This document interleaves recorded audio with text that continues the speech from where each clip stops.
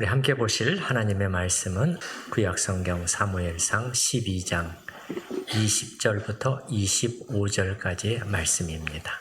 사무엘이 백성에게 이르되 두려워하지 말라. 너희가 과연 이 모든 악을 행하였으나 여호와를 따르는 데에서 돌아서지 말고 오직 너희의 마음을 다하여 여호와를 섬기라. 돌아서서 유익하게도 못하며 구원하지도 못하는 헛된 것을 따르지 말라. 그들은 헛되니라. 여호와께서는 너희를 자기 백성으로 삼으신 것을 기뻐하셨으므로 여호와께서는 그의 크신 이름을 위해서라도 자기 백성을 버리지 아니하실 것이요 나는 너희를 위하여 기도하기를 쉬는 죄를 여호와 앞에 결단코 범하지 아니하고 선하고 의로운 길을 너희에게 가르칠 것인즉 너희는 여호와께서 너희를 위하여 행하신 그 큰 일을 생각하여 오직 그를 경외하며 너희의 마음을 다하여 진실이 섬기라. 함께 읽습니다. 만일 너희가 여전히 악을 행하면 너희와 너희 왕이 다 멸망하리라. 아멘.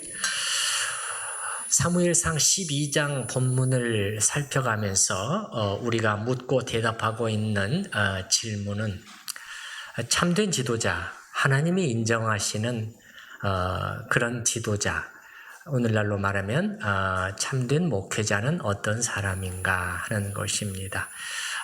사무엘이 보여주는 모습을 통해서 우리는 참된 영적 지도자를 분별하여 그 아는 법을 배워나가고 있습니다. 오늘은 마지막으로 세 가지를 말씀을 드리고 이 주제를 마무리하도록 하겠습니다. 자, 먼저 첫 번째입니다. 참된 지도자는 어떤 사람인가? 양들을 높은 수준을 향해 이끌어가는 사람이라는 것을 알 수가 있어요. 어느 정도 높은 수준이냐? 온 마음으로 전심으로 하나님을 섬기는 그 수준입니다. 제 말이 아니고 사무엘의 말입니다. 자, 20절 말씀을 한번 보시기 바랍니다. 20절 중간 정도에 보시기 바라요. 여호와를 따르는 데에서 돌아서지 말고 오직 너희의 마음을 다하여 여호와를 섬기라. 또 말씀합니다. 24절 중간 오직 그를 경외하며 너희의 마음을 다하여 진실이 섬기라. 자, 우리 한번 따라서 해보십시다. 마음을 다하여. 그냥 수사적으로 하는 표현은 아닙니다. 왜냐하면 이건 하나님의 말씀이기 때문이에요. 이거는 사무엘이 정확히 의도하는 것입니다. 사무엘의 정확한 목표 지점입니다. 예. 너희 마음을 다해서 하나님을 섬기라. 우리 예수님의 말씀, 그 가장 큰 계명 요약해 주신 거 생각나지요? 너희 마음을 다하고 뜻을 다하고 힘을 다하여. 기억납니다. 자, 여러분은 예수님을 믿되 전심으로 믿고 있나요? 예. 여러분은 신앙생활을 하되 마음을 다하여 하고 계시나요? 예. 여러분의 전부가 될 정도로 이것이 일부가 아니라 나의 전부다라고 될 정도로 그것이 마음을 다하는 것이죠. 그러면 우리는 왜 이렇게까지 해야 되는 것일까요?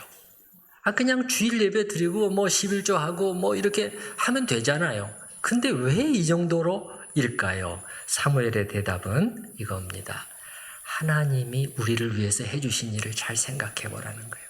택하신 자기 백성인 우리를 위해서 어떤 큰 일을 해주셨냐, 그걸 먼저 보라는 것입니다. 24절 다시 봅니다.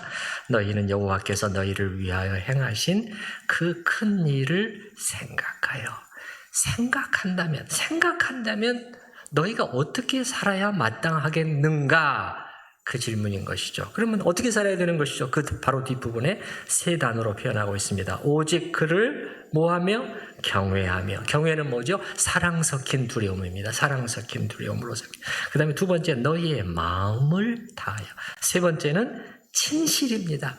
친실한 자세로 우리에게 베푸신 그 큰 은혜와 자비를 생각한다면 우리가 이렇게 살지 않는 것이 오히려 이상한 것 아닌가 사무엘은 그렇게 묻고 있는 것도 같습니다. 이것은 신약 성경의 사도 바울이 우리에게 권면하는 것을 봐도 알 수가 있어요. 유사한 방식이잖아요. 사도는 자기가 편지를 보내는 사랑하는 교회 성도들에게 권면하고 여러 가지 당부를 할 때 여러분 그냥 이렇게 살아야 됩니다. 저렇게 살아서는 안 됩니다. 막 이런 것으로 시작하지 않습니다. 그게 아닙니다. 사도는 먼저 하나님이 우리를 위해서 해주신 일을 상기시켜 줍니다. 예수 그리스도 안에서 우리에게 베푸신 이 큰 구원이잖아요. 너희가 이 큰 구원을 등한히 여기면 어찌 피하리요. 구원이라는 단지 예수 믿고 처음 우리가 죄 용서 받은 그것만이 아니라 우리의 전체 삶의 과정 속에 다 이루어지는 또 그 구원이 있어요. 그래서 예수님 오실 때 그 구원이 완성되는 것이죠. 우리는 구원을 받았지만 우리의 구원이 이루어져 가고 있고 또 완성되는 것이죠. 예, 그거죠. 예, 이 큰 그리스도 안에서 베풀어 주신 이 은혜를 여러분이 생각해 봐라 하면서 그걸 먼저 많은 분량을 할애해서 자세히 설명해 줍니다. 풀어 설명해 줘요. 에베소서 전체 6장을 보면은 앞에 절반이 여기에 할애되어 있어요. 그리고 나서 이제 설득이 되는 거죠. 그래. 그렇다면 내가 누구지? 하나님 앞에 어떻게 살아야지? 하나님이 나에게 해주신 일이 작은 일이 아니구나 하면서 이제는 이렇게 살아야 되겠다. 사도가 이제 이렇게 권면을 해주는 것이죠. 어떻게 그렇게 살지 않을 수 있겠는가? 이런 반문인 것이죠. 다른 식으로 표현하면 이게 뭡니까, 여러분? 언약 안에서의 상호 헌신입니다. 상호 헌신이에요. 주님은 나를 위해서 자기의 전부를 주셨습니다. 일부가 아니었습니다. 그러면 나도 주님을 향해서 나의 전부를 드리는 것이에요. 전부입니다. 유보가 없는 전부입니다. 유보 없는 전부를 드리게 되어 있는 것이에요. 그래서 그 로마서의 말씀도 그런 말씀도 나오는 것이 이런 이유 때문이에요. 우리가 살아도 주를 위해, 죽어도 주를 위해, 이런 성경의 표현들이 나오는 것이죠. 그런 가사로 만들어진 찬양이 있는 것도 봤습니다만, 그렇죠. 살아도 주를 위해, 죽어도 주를 위해. 근데 이런 우리가 찬양만 부를 것이 아니라 실제로 조금이라도 우리의 몸을 들여서 이게 조금이라도 그걸 좀 실천하는 또 그것이 우리에게 필요한 것이지요. 그래서 이 주님을 높이는 것만이 아니라 주님을 높이면은 내가 늘 같이 있습니다. 나의 낮아짐, 나의 자기 부인, 나의 포기, 나의 야망의 포기, 이게 같이 맞물려 있는 것입니다. 그래서 그렇게까지 해서라도 제가 주님을 섬기겠습니다. 이런 자세, 이게 뭐죠? 이게 전심으로라는 거예요. 이게 전심으로라는 거예요.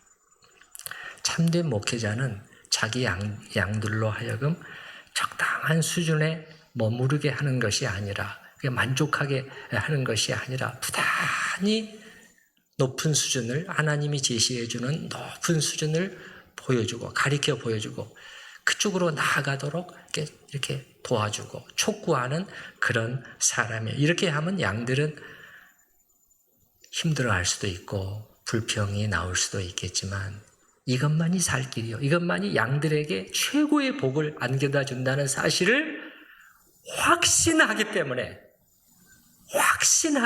이렇게 하는 것입니다.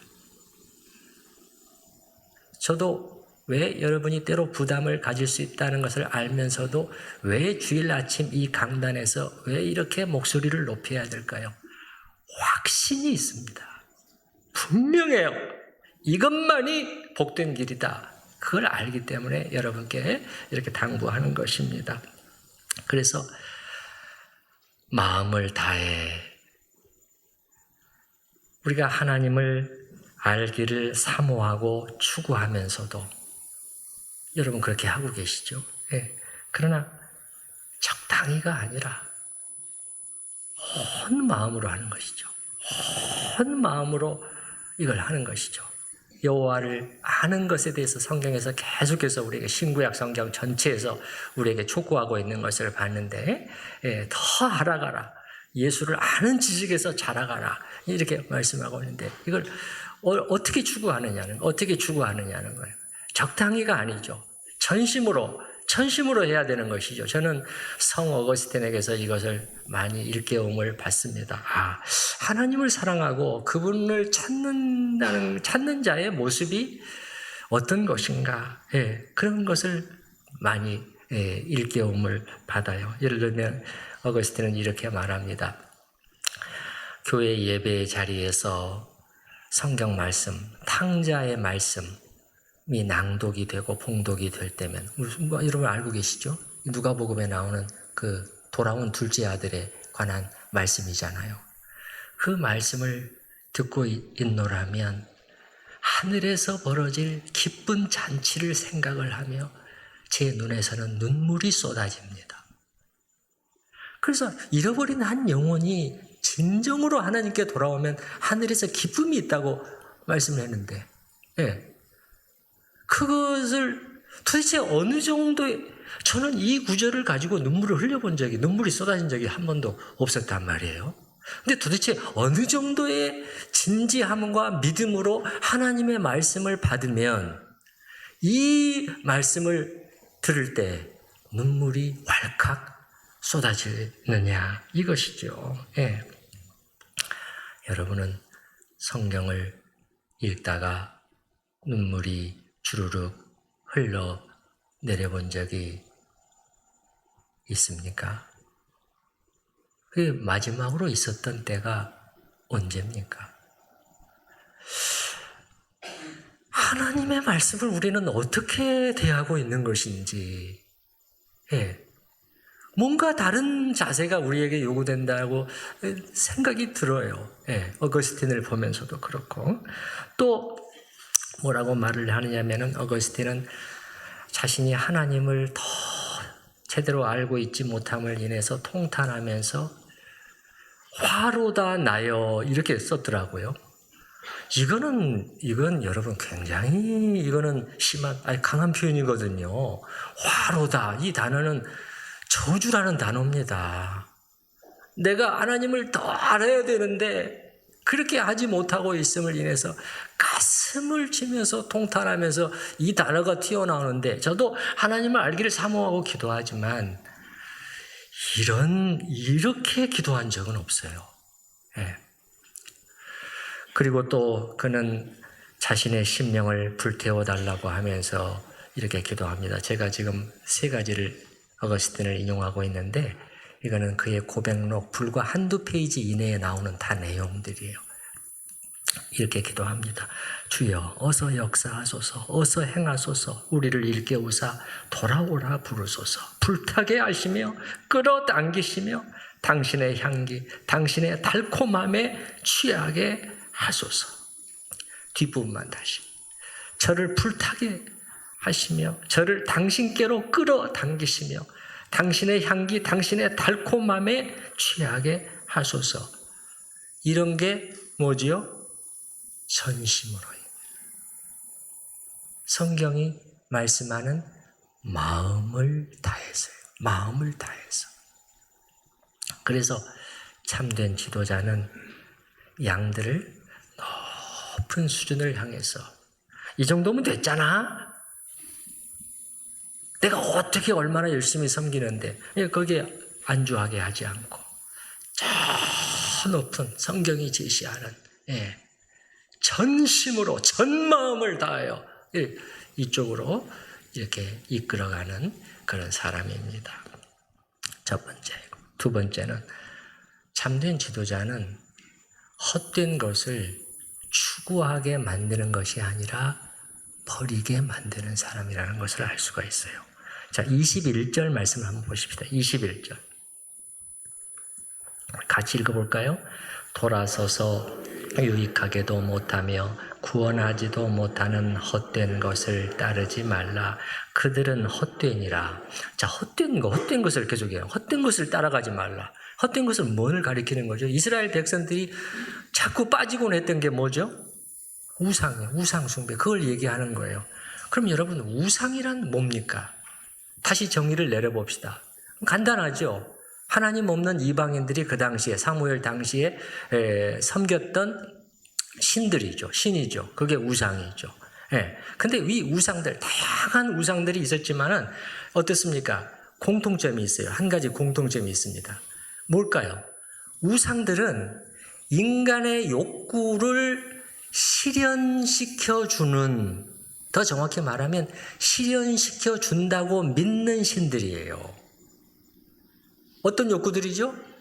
자, 풍요, 다산, 많은 비, 또 뭐죠? 전쟁의 승리, 번영, 이런 것들이요. 다 이런 것들이잖아요. 인간의 욕구를, 그 신의 거룩한 뜻을 우리가 어떻게 해야 될 것인가? 그게 아니에요. 우상들의 특징은 다 한결같이 우리가 원하는 것을, 우리의 욕심을 채워줄 수 있는 수단으로서 믿는 것이 우상이었단 말이에요. 이러한 우상은 현대에 와서도 그 겉모습은 바뀌었을지 모르지만 본질은 똑같아요. 여러분, 이 세상 사람들이 길을 쓰고 얻으려고, 붙잡아 보려고 달려가는 그런 것들을 여러분 다 아시잖아요. 나열할 필요도 없어요. 여러분이 이렇게 유튜브나 신문지사, TV나 여러분 주위에서 맨날 보는 것, 사람들이 뭘 그렇게 갖고 싶어 하고, 뭘 그렇게 갖지 못함을 인해서 안달을 하고, 그것 때문에 좌절하고 하는 거 여러분이 한번 잘 보세요. 그게 다 뭡니까? 자신의 욕구를 실현시키려고 신처럼 섬기는 것들 아닙니까? 이게 현대인의 우상이에요. 현대인의 우상이란 말이에요. 이게 쉽지 않은 것이, 당시 이스라엘 백성들이 그랬던 것처럼 하나님의 자녀들도 이런 것들에 수시로 미혹되고 흔들린다는 것입니다. 그럼 참된 지도자는 어떻게 해줘야 되느냐? 수시로 미혹되고 수시로 흔들리기 때문에 계속해서 이걸 경계시켜줘야 돼요. 그래서 이런 헛된 것들을 추구하게 만드는 것이 아니라, 내버려 두는 것이 아니라 버리게 만들어줘야 돼요. 근데 오늘날 어떤 목회자들은 이걸 반대로 한단 말이에요. 오히려 이런 것들을 좋아하고 추구하게 만들어줘요. 복이라는 이름으로 이렇게 하고 있어요. 그래서 어떤 목회자는 여러분 돈 많이 벌고 성공도 하시고 그래서 이런 차도 타시고 저런 차도 타시고 고가의 차량 이름을 실제로 언급을 하면서 하나님께 복 받은 거 아니겠습니까? 그 성도들이 이게 헷갈리는 거죠. 그러나 우리가 적어도 오늘 이 말씀을 비춰보면, 사무엘의 이 말씀, 21절 말씀에 비춰보면은, 이렇게 하는 목회자들은 진짜가 아니라 가짜라는 것을 알 수가 있어요. 가짜입니다. 참된 지도자가 아니라는 것이에요. 그래서 조금 전에 부른 찬양, 나 주님만을 섬기리잖아요. 그냥 뭘 버리고? 헛된 마음 버리고. 헛된 마음은 뭡니까? 헛된 것들을 추구하는 마음이에요. 주님이 아니라 헛된 것들을, 돌아서서, 여기 보면 21절에 돌아서서 여호와를, 20절 마지막에는 여호와를 섬기라. 근데 여기서 돌아서서 헛된 것들을 찾는다는 것이에요. 나의 생명 주님께 드리리라. 이쪽이잖아요. 이쪽.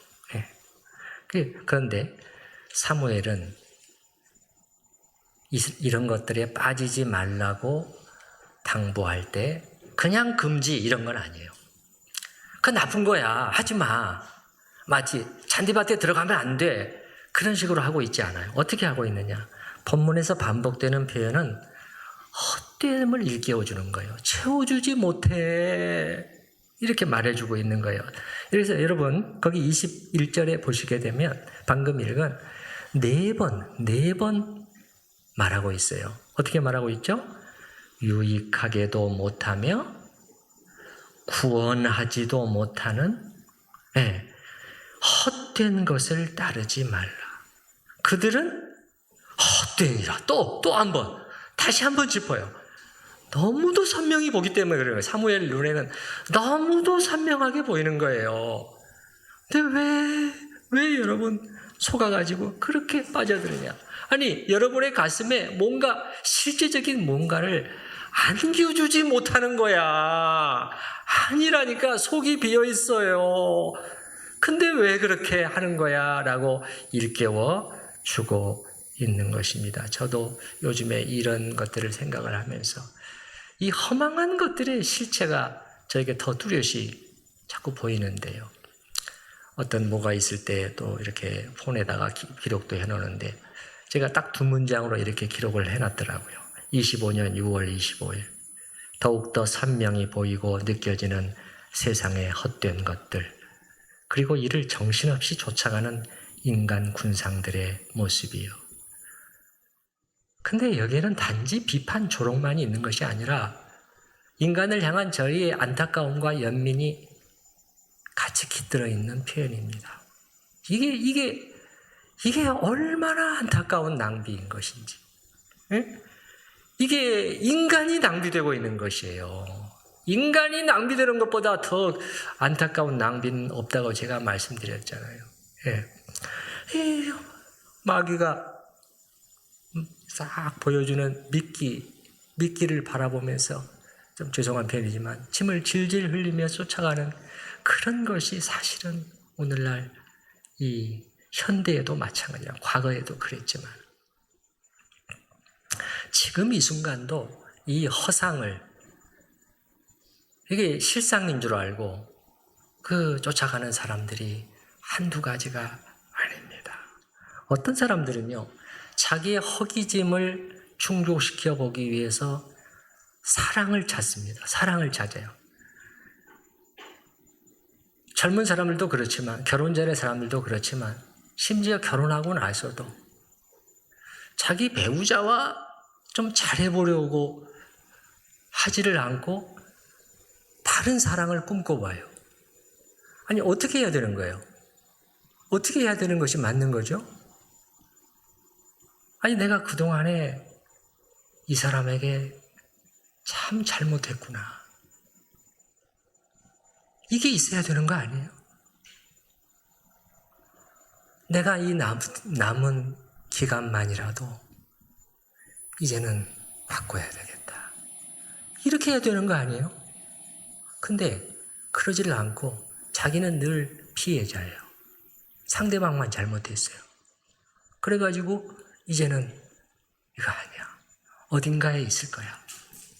그래서 뭔가 그 멋진 사람과의 환상적인 로맨스를 꿈꾼다는 말이에요. 근데 그게 실제로 그런 게 있는 줄 알고. 근데 그게 뭐예요? 영화나 드라마나 소설이 만들어낸 허구예요. 맨날 이런 걸 보고 있으니까 그게 진짜 있는 줄로 생각을 한단 말이에요. 예. 그래서 여러분, 판무파탈이라는 용어도 그래서 생겨난 거 아니에요? 사람들이 이렇게 넘어가니까. 판무파탈이 뭡니까? 치명적 여인이라는 직역을 하면 그런 뜻이에요. 복합적인 의미가 들어있습니다. 치명적인 매력을 발산하는 여인이면서 치명상을 입히는 여인. 그 복합적인 의미가 같이 들어있어요. 근데 여인이지만 똑같습니다. 남녀 바꿔, 치명적인 남자 똑같습니다. 바꿔놔도 다를 바가 없어요. 판무파탈에 미혹되게 된 남자가 밟는 과정이 뭡니까, 여러분? 공식처럼 똑같아요. 공식처럼 반복이 됩니다. 자, 먼저 여자가 남자를 대부분 유혹을 해요. 근데 그런 경우 남자는 대부분 이렇게 가정이 있고 사회적 지위도 있고 또 명망도 있고 좀 성공한 남성들인 경우가 많아요. 그 남자는 그 여자의 기묘한 매력에 점차 빠져듭니다. 이끌려가요. 그래서 이제 불륜이 시작되는 것입니다. 그래서 이제는 어떻게 되느냐? 이거는 걷잡을 수 없이 진행이 돼요. 그 남자가 보면은 자기 일상생활을 영위하기도 어려우죠. 자기의 직장생활에서도 맨날 그 생각만 하고 있는 거예요. 일도 막 그르치는 거예요. 예. 그러다가 어떤 계기로 둘의 관계가 드러나게 돼요. 그러면 난리가 나고 남자는 모든 것을 잃게 되는 것이죠. 세상에 알려지면서 다 잃게 돼요. 자기의 직장도, 명성도, 가족도, 재산도 다 잃게 돼요. 그래서 마지막으로 그 여자를 찾아가 보지만 여자는 이미 떠나고 없습니다. 그게 대부분의 결론이에요. 뭐죠? 그 사랑도 진짜가 아니었다는 거예요. 허상이었던 것이에요. 허상이었다는 거예요. 이게 헛됨이. 여기서 말하는 사무엘이 그것들은 헛되니라 알맹이가 없다. 여기서는 남녀의 경우를 예로 들었지만 사람들이 뭔가 있을 줄 알고 지금도 잡으려고 달려가는 그 수많은 것들의 실체가 사실은 이거예요. 신약 성경에서는 이것을 뭐라고 부릅니까? 육신의 정욕, 안목의 정욕, 이생의 자랑 이렇게 부르는 것이죠. 사무엘은 돌아서서 유익하게도 못하며 구원하지도 못하는 헛된 것을 따르지 말라. 그들은 헛되니라. 그래서 참된 영적인 지도자는 이런 것들의 실상을 드러내 보여주고 버리게 만드는 지도자다. 이게 두 번째고요. 세 번째로 참된 지도자는 어떤 사람인가? 그는 말씀과 기도의 사람이다. 이렇게 말할 수 있을 것 같습니다. 사무엘은 23절에서 자기가 지금부터 앞으로 할 이 사역을 두 가지로 요약해서 말하고 있는데요. 한번 보십시다. 나는 23절 너희를 위하여 뭐하는 기도하기를 쉬는 죄를 여호와 앞에 결단코 범하지 아니하고 기도 사역을 말하는 것입니다. 그 다음에는 선하고 의로운 길을 너희에게 가르칠 것인지. 가르친다는 건 뭡니까? 다른 말로 하나님의 말씀으로 가르치는 거 아니에요. 말씀 사역을 가리키는 거예요. 말씀과 기도는 약간 성격이 차이가 있습니다. 말씀은 누군가를 향해서 하는 거예요. 기도는 자기 혼자서 하는 것입니다. 말씀은 뭐죠? 하나님의 백성들을 향해서 가르치고 설교하는 것이죠. 말씀은 기도는 여기서의 기도는 이런 건 아닌 것 같아요. 무슨 기도회를 갖는다. 내가 기도 집회를 자꾸 갖겠다. 혹은 어떤 사람을 앞에 놓고 기도해 주는 그런 기도보다는 그야말로 골방에 들어가서 하나님의 백성들을 위해서 기도의 씨름을 하면서 하나님께 아뢰는 것, 그 사역을 가리키는 것으로 보입니다. 목회자 자신의 삶에서 개인적으로 이루어지는 일인데 이게 쉽지가 않아요. 왜 그렇죠? 왜 쉽지 않을까요? 보이지 않기 때문에. 보이지 않기 때문에. 여기서 기도하는 일과 관련해서 사무엘은 매우 강한 표현을 쓰고 있는데 한번 보십시다. 다시 한번 보십시다. 23절 나는 너희를 위하여 기도하기를 쉬는 무엇을? 죄라고. 죄라는 단어까지 사용하고 있는 것이 매우 놀랍습니다. 그 다음에는 결단코 범하지 아니하고 우리말 번역에서는 더 이상 어떻게 표현할 수 없기 때문에 결단코라는 표현을 썼지만 원어에서는 그런 일이 절대 나에게 일어나지 않기를 이 기도하기를 쉬는 죄를 하나님을 거슬려서 이 죄를 내가 범하는 그 일이 나에게 절대 일어나지 않기를 어떻게 보면 느낌표가 찍혀 있다고 할 정도로 사무엘은 그렇게 말하고 있는데 이 말씀에 제가 상당히 찔림을 받죠. 목회자라면 그렇지 않을 사람이 드물 것입니다. 목회자는 기도 사역을 게을리해서는 안 되고 그렇게 하지 않았을 경우는 나중에 심판의 이유가 된다고 보입니다. 그런데 조금 더 여러분 깊이 들어가 보십시다. 그러면 사무엘이 너희를 위해서 내가 계속 기도하겠다. 그럼 무엇을 위해서 사무엘은 그렇게 많이 기도했을까요? 그 이스라엘 백성들이 잘 먹고 잘 살고 어려운 문제 없고 그렇게 하기 위해서만 기도했을까요? 물론 그것을 위해서도 기도했겠죠. 목회자들도 마찬가지입니다. 저도 마찬가지예요. 우리 성도들을 위해서 기도할 때, 그 가정을 위해서 기도할 때 제가 알고 또 이렇게 적어놓고 또 뭐 구역 보고서에도 있고 그렇게 해서 그 실제적인 현실적인 어려움들이 있잖아요. 그걸 위해서 당연히 떠올리면서 기도하게 되죠. 건강 문제도 있고 또 이렇게 가족 안에서 배우자 또 자녀들 이런 현실적인 문제 기도하게 되죠. 그러나 그게 전부일까요?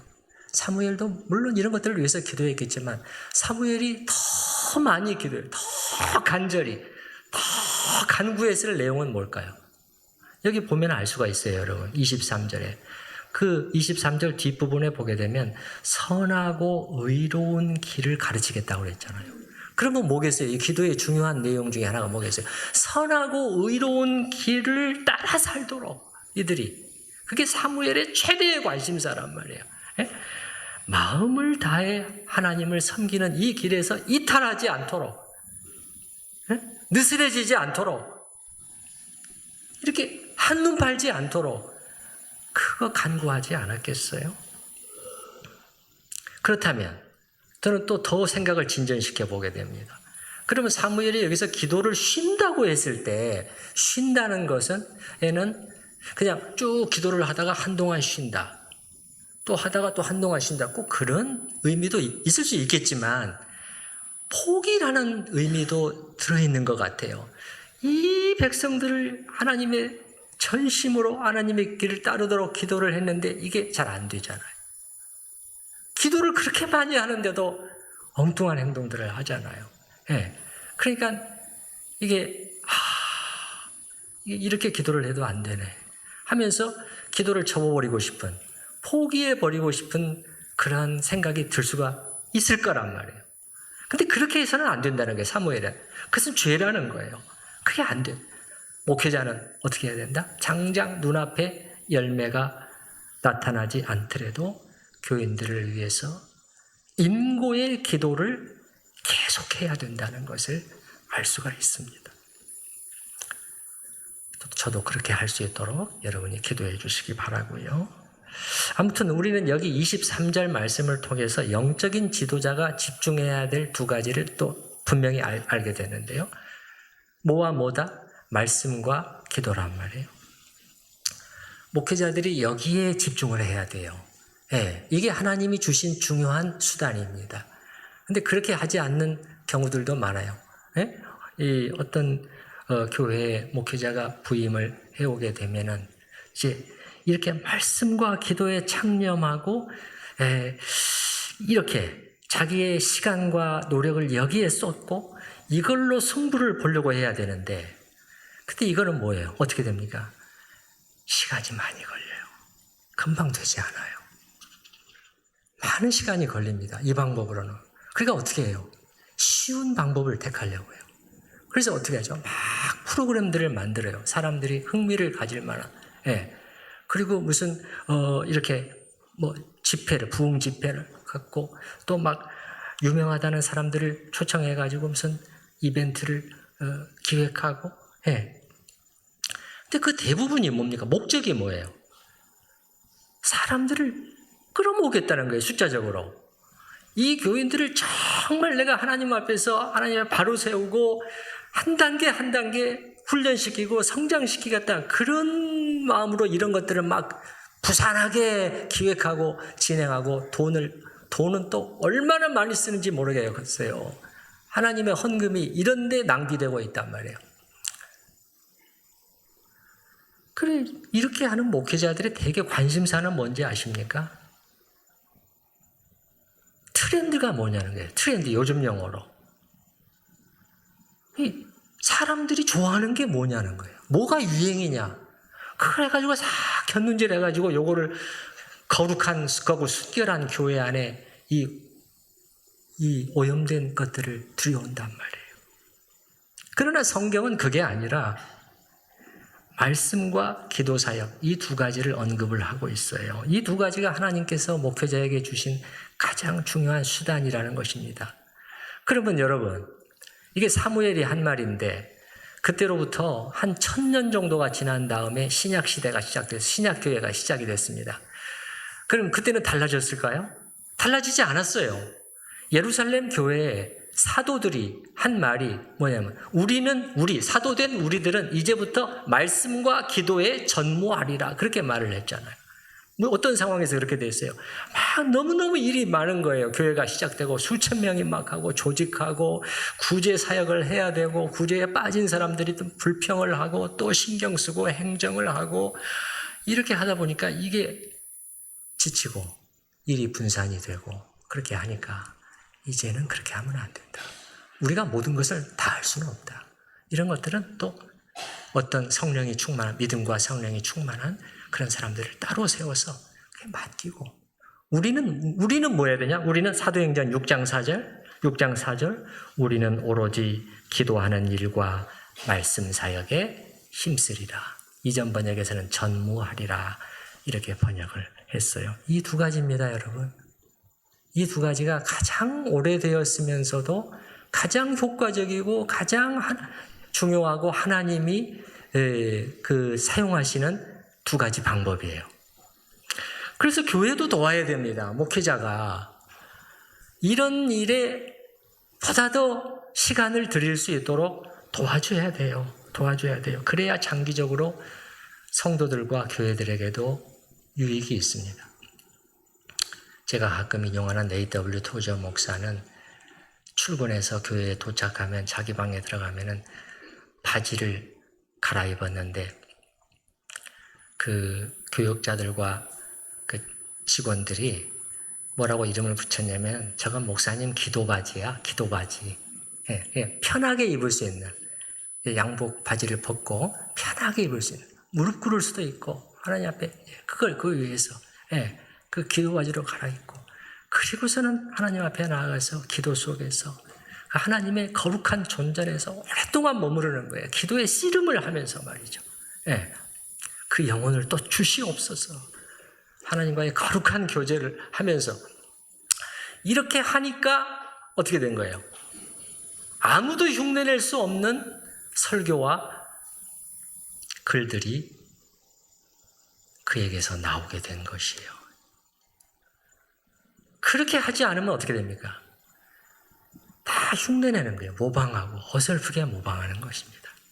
하나님 앞에 직접 하나님을 만나야 되는데 하나님의 얼굴을 배웁고 그 사랑을 맛보고 그 속에서 부서지고 그게 있어야 그 음성을 듣고 그래야 그걸 교인들에게 먹일 수 있는데 그렇지 않으니까 맨날 흉내내는 거예요. 근데 교인들은 이거를 분별할 줄을 몰라요. 이게 문제인 것이죠. 그런데 이렇게 거꾸로 되어 있는 경우가 있단 말이에요. 교인들은 목회자가 이렇게 집중해 주기를 원하는데 오히려 목회자가 그렇게 하지 않고 자꾸 밖으로 다니면서 막 이 일 저 일 관여하고 참여하고 일들을 맡고 이렇게 하면 어떻게 해야 되겠어요? 목사님, 그런 것들보다는 말씀과 기도에 전념해 주시면 안 되겠습니까?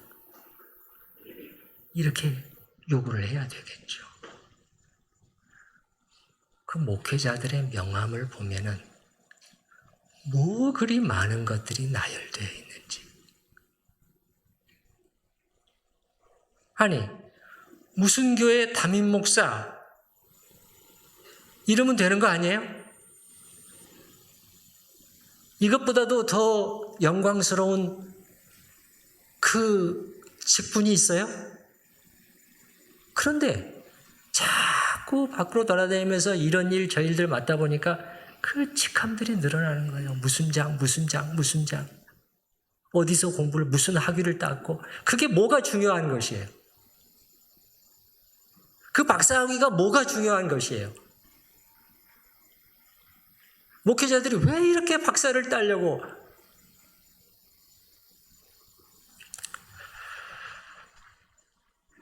이제 25절에서 사무엘은 그의 메시지를 다시 경고로 마무리하고 있습니다. 만일 너희가 여전히 악을 행하면, 여전이라는 것은 다시 또 계속 그런 뜻이에요. 다시 또 여러분이 또 벗어나서 내가 이렇게 말했음에도 불구하고 또 악을 행하게 되면은 그럼 어떻게 될 것이다? 너희와 너희 왕이 다 멸망하리라. 어떻게 보면 심한 말이잖아요. 찬물을 끼얹는 듯한 말이에요. 그러나 사실은 이게 진정한 사랑이죠. 아닙니까? 마음이 놓이질 않는 거예요. 마지막 순간까지. 이 긴 설교를 마무리하면서 이렇게 부정적인 내용으로 경고로 다시 마무리해야 될 정도로 그동안에 봐왔잖아요. 이스라엘이 어떻게 행하는 것을 봤잖아요. 조금만 내버려두면 조금만 하지만 또 양들이 자기 길로 가는 것처럼 엉뚱한 길로 간다는 것을 알기 때문에 이 경고를 다시 주지 않을 수가 없는 것이에요. 너희와 너희 왕이 다 멸망하게 되고 말 것이다. 끝장난다는 거예요. 파탄난다는 것입니다. 그때도 그렇지만 오늘날에도 이런 말을 듣고 좋아할 사람들이 얼마나 있을까요? 그래서 저는 이런 생각도 해봅니다. 목회자는 이 땅에서는 교인들에게서 칭찬과 감사를 듣는 거, 그건 기대를 할 수 있을까? 아니, 여러분, 이런 말을 해줘야 되잖아요. 아니라 오히려 불평과 욕을 들을 각오를 해야 될지도 몰라요. 교인들에게서 감사를 기대한다면 그것은 먼 나중에 그날 주님 앞에서 그때 기대해야 될지도 몰라요. 그때 만약에 교인들 중에서 목사님 주일에 매주일에 설교가 한편으로는 쓰기도 했지만은 저에게는 약이 됐어요. 저는 그러면서 조금씩 성장하게 된 것 같습니다. 그래서 제가 오늘날 이것입니다. 또 혹은 그때 꾸짖고 도전해 주신 그 한마디에 정신이 나서 그 다음부터는 이렇게 제가 방향을 바꾸게 됐더랬습니다. 이거면 족하지 않을까 싶습니다. 그동안에 사무엘상 12장 본문 말씀을 통해서 특별히 이런 각도에서 하나님의 사람은 어떤 사람인가? 무엇을 보면 우리가 알 수 있는가? 그것을 지난주까지 5가지를 말씀을 드렸고 오늘은 3가지를 추가로 말씀을 드렸습니다. 여러분, 이 시대야말로 참으로 이 부분에 있어서 분별력이 필요한 시대라고 생각을 해요. 그래서 제가 또 이 부분을 이렇게 자세히 여러분께 말씀을 드렸어요. 아마 이 주제에 대해서 다시는 이렇게 자세히 말씀드릴 기회는 없을 것입니다. 여러분이 마음에 꼭 담아두시고 그리고 여러분의 기준을 고집하지 마세요. 이게 진짜 목회자지. 그 기준 내려놔야 됩니다. 오늘날에는 혼란스럽게 하는 요소들이 너무나 많습니다. 그럼 여러분이 어떻게 분별할 수 있느냐? 자기 생각을 내려놓고 하나님의 말씀은 뭐라고 하는 거야? 그거를 딱 가져오면 그때서부터 딱 보이기 시작해.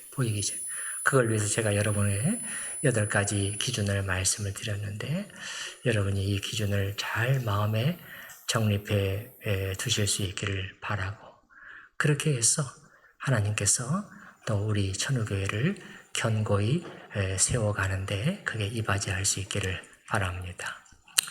자, 함께 기도하십시다.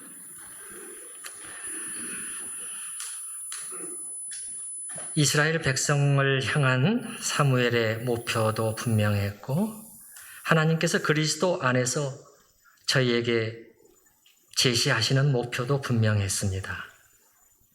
마음을 다하여 전심으로였습니다. 주님, 이같이 큰 구원의 은혜를 받은 저희가 어찌 일부일 수 있습니까? 우리가 어찌 전부를 유보할 수 있겠습니까? 주여, 저희도 전심으로가 되게 하여 주시옵소서. 사람들이 이렇게 헛되고 이렇게 허망할 뿐인데도 그걸 보지 못하고 하나님의 자녀들마저도 이런 허망한 것들에 흔들리고 있고 오늘날 어떤 교회들은 심지어 그것을 복이라는 이름으로 더 격려하곤 하는 그런 가운데 있습니다. 주님 기도하오니 이런 것들, 주님 외에 다른 것들 채워줄 수 있다고 생각했지만은 사실은 전혀 채워주지 못하고 오히려 반대로 허탄함과 파멸로 이끌어가는 것들의 실체를 선명히 보고 속지 않게 하여 주시옵소서.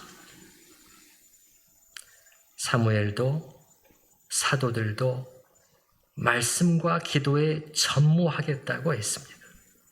하나님의 교회가 다른 인간적인 방법과 수단들을 동원해서 교회를 흥왕케 해보려는 시도를 멈추게 하시고 하나님이 주신 가장 오래되었으면서도 가장 효과적이고 중요한 일에 주력하게 하시고 그로 말미암아 교회, 그리스도의 신부인 교회 진정한 부흥이 이 땅에 오게 하여 주시옵소서. 예수님의 이름으로 기도하옵나이다. 아멘. 우리 찬송가 부르실 때 328장인데요. 많이 불러보지 않은 곡이기 때문에 우리 집사님이 먼저 1절을 불러주시고 우리가 이어서 함께 부르도록 하겠습니다.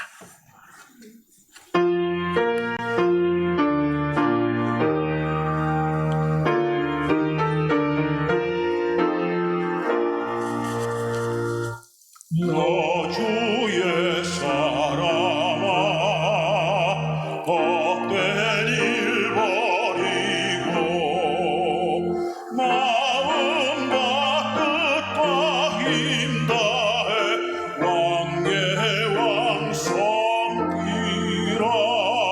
함께 부릅니다. 너 주